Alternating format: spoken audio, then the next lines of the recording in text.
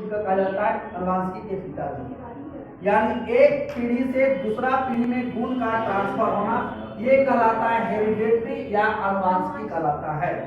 एक पीढ़ी से दूसरी पीढ़ी में गुणों का ट्रांसफर क्या कहलाता है? हेरिडेटरी या अनुवांशिकी। और सबसे पहले ये खोज करने वाले कौन है? मेंडल। इसलिए इन्हें क्या कहा जाता है? अनुवांशिकी का पिता कहा जाता है। यहाँ तो कोई दिक्कत था? यानी मेंडल ने अनुवांशिकी के खोज के लिए अपने प्रयोग में उद्यान मटर या गार्डन ट्री को लिया था। और इसको चुनने का इनका जो है आधार क्या था?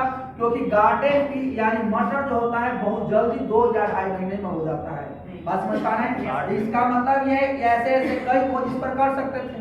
इसका 7 जोड़ी जो है विषम प्रजाति का मटर लेते हैं और इसी पर ये रिसर्च करते हैं। उम्मीद करते हैं बात समझ पाए। यानी मेंडल का प्रयोग किस पर हुआ था?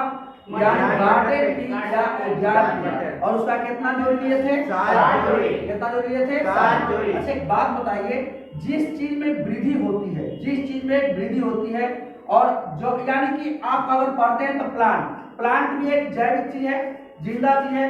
और इसमें जो रिप्रोडक्शन होता है, इसमें जो रिप्रोडक्शन होता है यानी ये भी जैसे मेल में रिप्रोडक्शन होता है उसी तरह का रिप्रोडक्शन उसमें भी है। तो मेल का रिप्रोडक्शन को कहते हैं हम लोग लैंगिक जनन। तो ये भी जनन कैसा था? लैंगिक जनन था।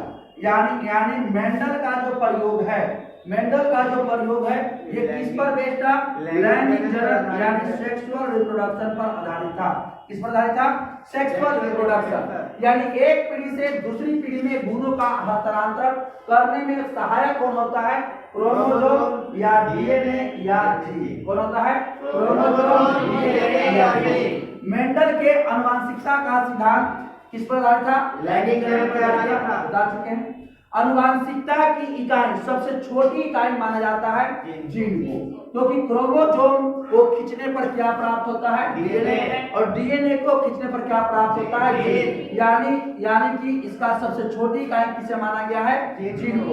तो हेरिडेटरी की सबसे छोटी इकाई किसे मानी गई है? जीन को माना गया। उम्मीद करते हैं यहाँ तक बात समझ पाए हैं। आनुवंशिकता की खोज किसने किया था?